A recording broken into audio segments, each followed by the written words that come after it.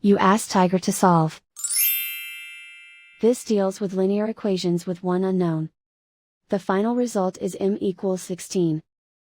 Let's solve it step by step. Swap sides.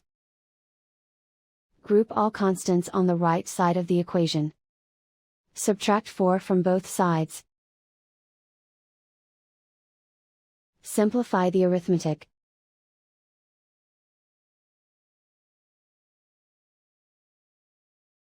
Isolate the m.